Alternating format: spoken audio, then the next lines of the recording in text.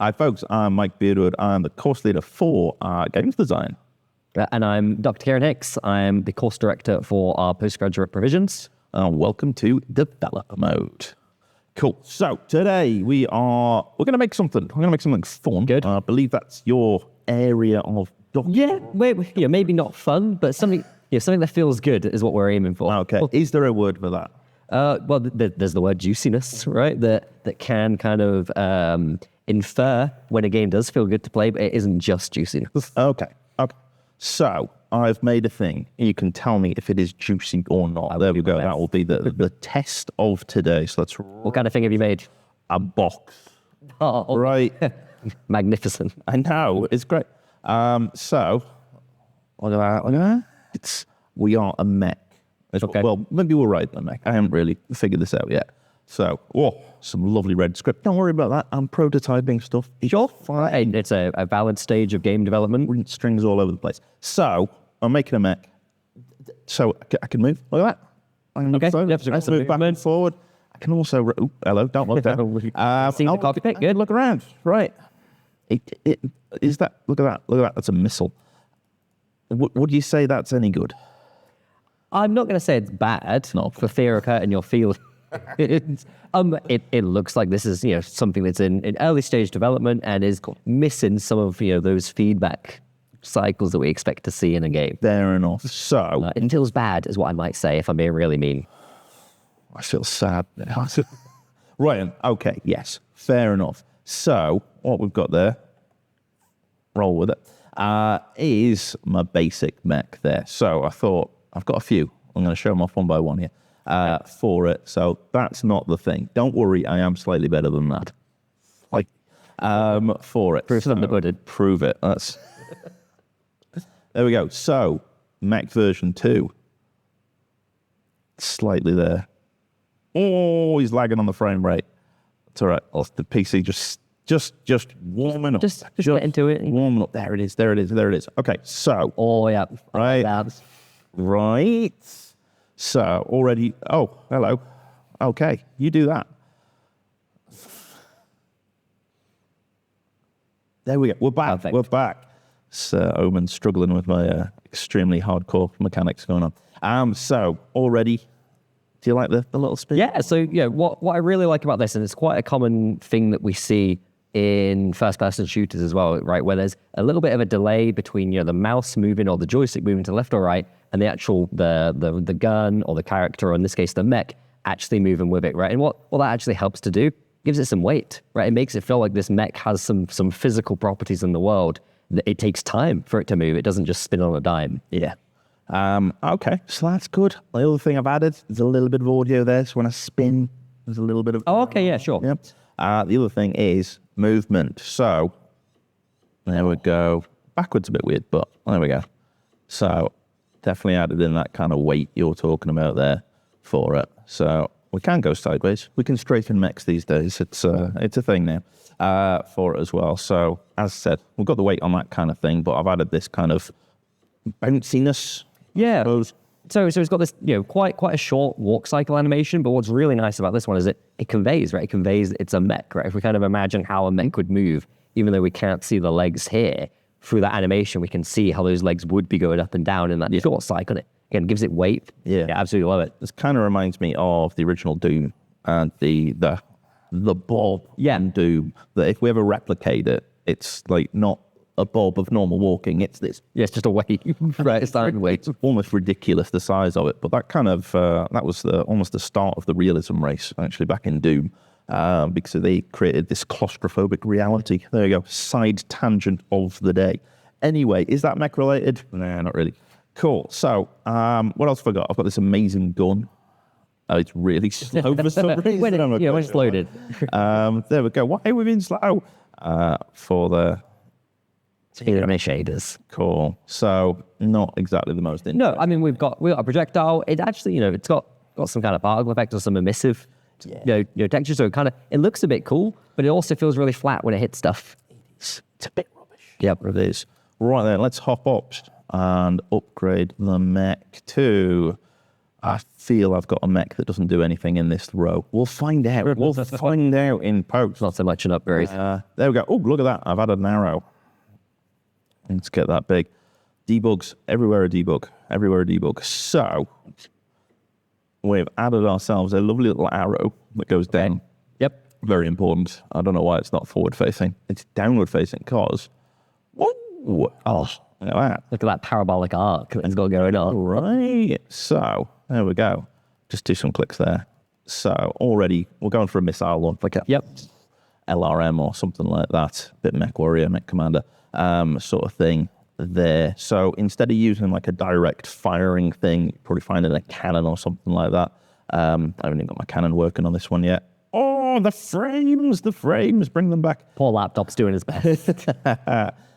For that, instead, we've got this lovely kind of arcing shot. So I'm going to break from tradition. I'm going to show you how that works because these are all splines. Okay, so you've done that with a spline. That's how we Really love splines. Yeah. So I mean, you could fire them up. Yes, it's not physics driven in this instance. So it's all spliney splines. I like how it looks. There you go. Cool. There we go. We've got some rockets, missiles, simple missile. That's the boring one. That doesn't do anything. Fire them off into the abyss. Whee! Yep, let's just go straight ahead. So that's the first one. Let's get rid of that one. Then I've my ultimate naming conventions: better missile, and then best missile, and then final missile. Not sure that's the best naming convention I've seen, Mike, but we can work with it. But let's just push this back so you can see hopefully you can see a lot of jazz. All right, so we see the spline. Cool. So there is a little bit of math. So at this point, the endpoint's always going to be origin because I'm fed it any coordinates to go to at the minute. Or as you can kind of see, that's construction script figuring out where we're going. So a little bit of work on this one, I must say. If we had a few here, you can kind of see we're going to get a nice array of kind of movement for there, and there shouldn't be any overlap for it. Difficult to show not overlap on splines, I must say, for it. But we've got some stuff going on. So I've added some randomness in where they actually hit. So some of them are going to hit sort of, it's literally there. That one's just going to go just above the surface there as well for it. But these guys also, wrong button, will fly along at different speeds.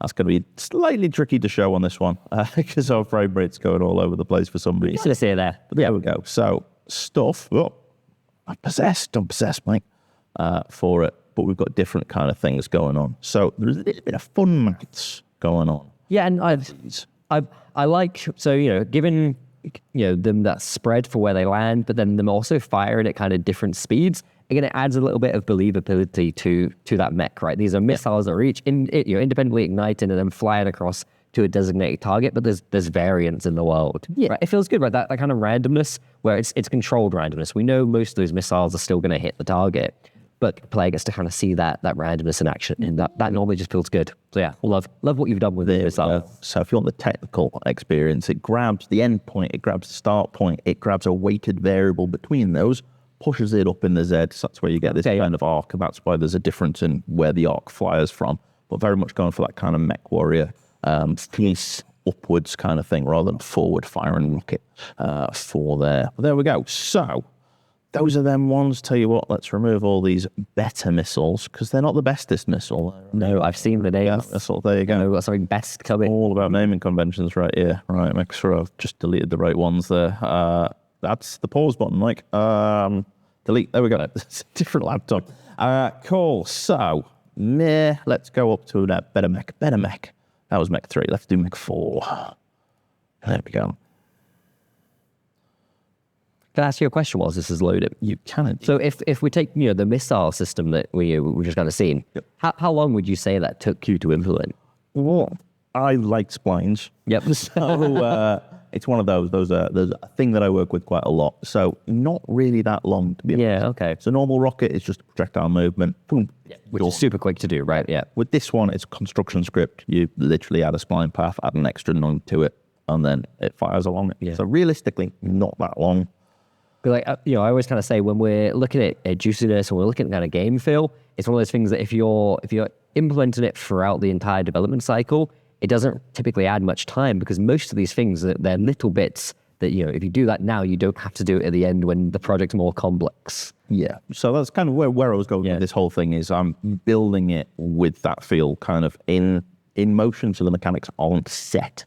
And this is very much a prototype for just getting an idea of a mech game, I suppose. So if you didn't have that, we would just have the standard, the carcass of the mech sliding across. And it's like, that doesn't imbue fun into a prototype, well as that does straight away.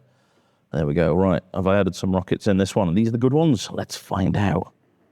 There we go. Frame rate budget going to town on this one. There we go. So we've added a little bit more kind of on the variation of it. Yeah. Just because I've added this, I'm going to say slightly tasty particle effect going on. It's a juicy particle effect. There we go. What makes certify that as juicy? What makes it more juicy than a single? That's a really good question. And there isn't a really clean answer, right? One of the things with both game feel and juiciness is they're quite subjective, but also context specific. In this explicit context where, we've got missiles that are firing, one of the things we want to kind of convey to that player is like, these missiles are firing, they're going fast, they're going to do damage, they're dangerous for the thing that we're kind of shooting at. And so we already had the information of the missile kind of moving through that nice arc that we had, but adding those particle effects provides the same information, but just on another channel, right? So we're not giving them any new information as a player, but they're seeing that information again and it's being reconfirmed. So all those particle effects are just basically saying, yeah, these are some really cool missiles you're firing, and they're going really fast, and they're going to do lots of damage. And that's what kind of makes it feel juicy, right? Those extra, layering those effects on top of each other, not necessarily providing new information, but providing the same information repeatedly. Okay, cool. There we go. So I did something with these that basically they've got a lifetime as well. So again, this is somewhere where I'd probably look into the mechanic feel possibly a little bit later on in a dev, because again, I'm not entirely sure what these are meant for. It's just, let's add some rockets to get a bit of good feel into the game. So if you just kind of just click and leave it, it's going to fire off 12 missiles for, I think it's 12 at this point. It's more than 12 there's my print strings going mad. But if I kind of move it, you can kind of see that barrage of that. Yeah. So again, I'm not sure. It could be sort of some sort of harassing thing to annoy people. I could even have some smoke trails. It could be smoke missiles. Yeah, I mean, there's so many directions you could take that, but like I absolutely love the mechanical complexity that you've kind of got beginning to emerge with just those missiles. Because I said we've got all those missiles. If they all converge on one point, that makes it a really effective nuke, right? So that could be it's a super high damaging thing that the player does purposely by not moving their kind of aim. But it could also be like area of denial, right? By spreading those missiles across, maybe they can propagate fire. They already have all those fire particle effects. There's so much mechanical complexity that could be added here, but it's rich already. Ooh, rich. Yeah. Juicy and rich. There we go. Cool. So we've got something else as well. I've got my amazing cannon. Look at that. Whoa. Look at that. When it goes fast. Look at that. It even goes through stuff. How good's that? Not great. No. Okay. I mean, it functions, right? You are mechanically telling me I'm firing a thing and it goes across and it hits something. But I don't know the weight of that thing. I don't know what's really going on. There, 7. 7 is the weight. Okay. Okay, let's fix it up. Let's go for mech 5, which I believe is the second last one we are getting through our juicy domain. Oh, there goes the rockets. Let's make it big. Make it big. Oh, cricky. Too many rockets. Too many frames. Not enough frames. Not enough frames. Come on. During this commercial break. I was about to ask. So what I thought would happen for a second, I thought maybe you'd added some decals to the missiles, because obviously we could see like kind of I guess it was the last stage of the smoke particle effect. It looked like you added decals. I don't know if that is something you have added. Not on this one. But that's one of those things that, again, it's quite, it can contribute to that game feel, contribute to that juiciness, because it adds some persistence to the world, right? It makes it feel like, I shot lots of stuff here. Anyway, I see it's working. There we go. So I'll stop that tangent. I'm going to point at the screen, given that the audience not see me pointing at the screen. I even got some little rocket launchers there. Go on, I added a bit of mesh. Oh, yeah, so you did. Yes, perfect. Does that add stuff to it? I feel it does. Oh, It absolutely does. there we go. So, come on, laptop. There we go. We've got We've got some hair effects. Blue gun. There we go, a little plasma kind of thing going off there. So again, we've got an idea of what it is. Yep. For there. So again, just kind of going with some ideas. We are struggling on the frames today. Sorry, folks. There we go. So again, kind of the same particle, weirdly enough, just in blue. Just in blue. And smaller. But it doesn't look like the same particle, right? It looks like it's its own unique thing, and I expect this weapon to now behave differently. Yeah. So this is more of a direct kind of fire sort of thing. There we go. And hold that one down. And then it's just going to kind of spam, possibly a bit quick, but I haven't decided what it is kind of thing yet. Something I probably would, but again, this is more of a just bring something to life, and then we can mess with it kind of later. But yeah, it needs a bit more. If you can kind of see, there is a bit of go on, friends, recoil on the I noticed that. I was about to call it out. So yeah, we got some recoil, some knockback right on the actual weapon firing, and this kind of goes back to what I was saying previously around that believability and kind of grounding the mech as something that exists within this simulated game world. What I noticed we don't have, right, is on the missile launcher, it doesn't have that kickback. And one of the things, or maybe it does, and I just didn't see it, right? One of the things I'd love to see, right, is for that missile launcher, we've got however many missiles you said, 12 plus missiles, like having like a little knockback as each one fires from the thing to say, hey, these missiles have got weight in the world, they're launching off. Fair. Absolutely love the kickback on the right. Okay. If you like that, get ready for this one. There we go. More kickback. Hell yeah. So this is the, I'm going to say the final version of what I'm going to say is where I got to. Yeah, obviously you can keep adding and adding and adding and adding. Yep. But at some point I've got to figure out what the game is. Make a really juicy thing of not a game. So let's pull this up. There we go. Ready for the frames. Come on, laptop. There we go. So I have meshed this boy out a bit more. I've added quite a few more bits. I've even, crunch, added some UI elements onto the front. Now, nothing spectacular, but we've basically got that kind of aiming reticule with the big circle, and then we've kind of got a lag on the other one, which is actually where the cannon's aiming. Right, so that's for the missiles, where they're... So the missiles is the big one, which is always kind of going to be there, and then the cannon, as you can kind of see, has got that little bit of lag to it, just kind of following along. Okay, wow. So you go, there are multiple spring arms at play right here. So there we go. And we've got a little blue screen, and I put a little thing in so the legs can't fall off. I haven't sorted out my auto exposure though, so if I look down, I can't see anything for that. So again, some bits and pieces. So if I fire my cannon, it should hit off. There you go. There's some that's nice. chunky noises, and we've also got recoil on that cannon. And I can't really see it too much, but there's recoil in parts. There's let's hop out. Whoa. There we go. So we've got multiple. Look at that. There's not even legs on it. So this is what I find so funny. Like just to go on a tangent, like there aren't legs to this. But as a player, right, when I'm watching you play through this, at no point do I think there's not legs, because we've got all of the information to tell us there are legs for this. Welcome to games design. It's all lies. There we go. So this guy, the Z fighting there, is actually like 3 parts of a weapon, and they all independently kind of drop back and fire. And it makes a noise. Everyone likes a noise, right? Yeah. Obviously, the player can just kind of see that in their peripheral, so it's not dominant information. And going back to what we were saying earlier, it's not new information. The player already knows they fired the cannon because they pressed the button and they see the cannonball. But that little bit of extra, just reconfirming and saying, yep, we fired this and we're conveying that weight. Yeah, love it. Adds so much for such little effort, as well. Say. The other thing I've got going on is my little green lights. You might have seen, hopefully. I didn't see they changed. There you go. Yeah. Oh man.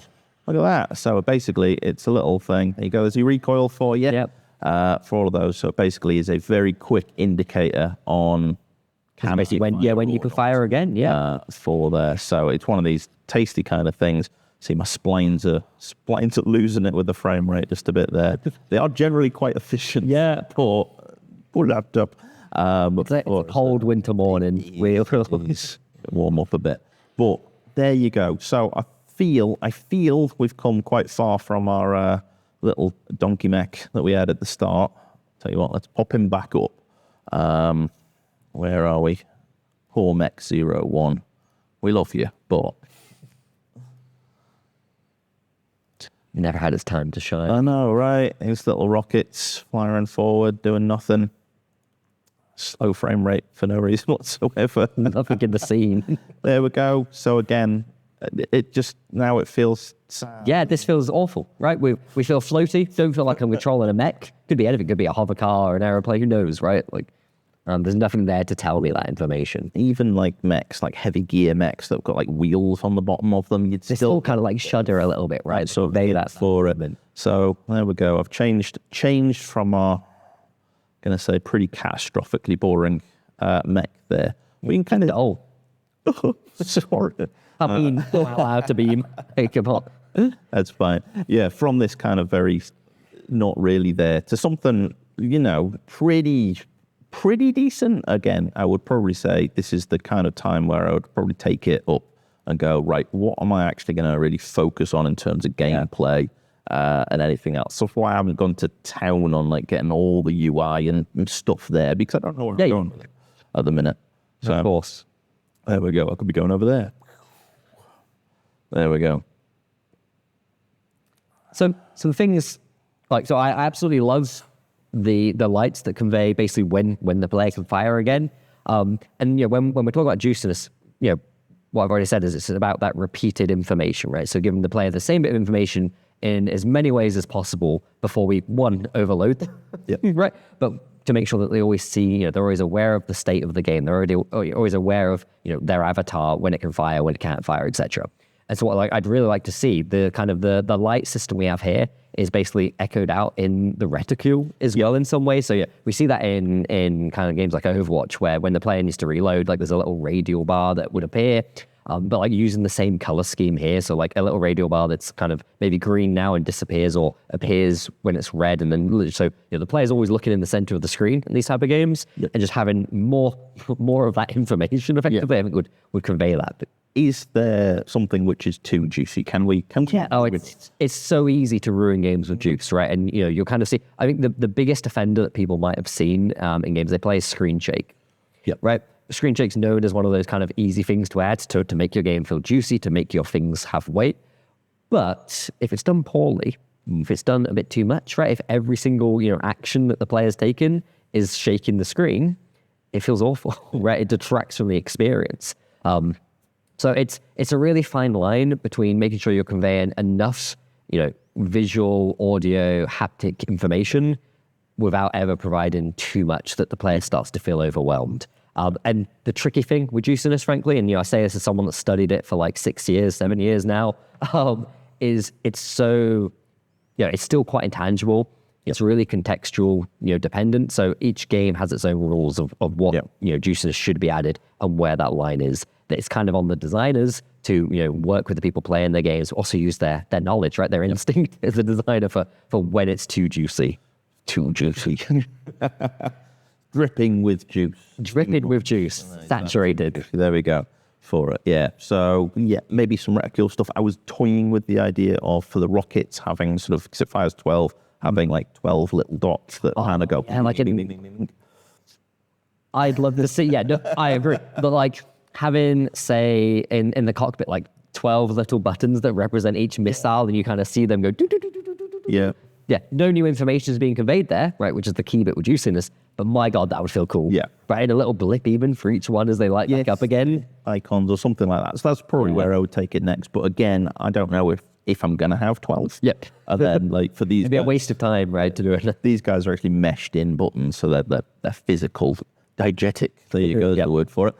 For there. So I was like, oh, shall I do that? Or is that kind of something, maybe I only want to fire 6, and if I fire 6, then I have to go back to the mech and all options and changes and stuff like that. It gets a bit, this is kind of where the design needs to take over. Yeah, now we need some gameplay. We need a goal from the player, right? It's probably the biggest one at this point. Just on the kind of diegetic note, right? I think that's quite an interesting point with juiciness, is that what we do typically see is that when we're trying to convey whatever piece of feedback we need the player to understand, we do kind of go, okay, here's some diegetic information, right? Here's some feedback grounded in the game world, but then we also normally give them some feedback from, the non-diegetic UI, right? So there's normally some sort of icon or flash or something that isn't in the world, but still is there to convey that information. And then again, normally on the audio channel as well, there's some sort of bit of extra information.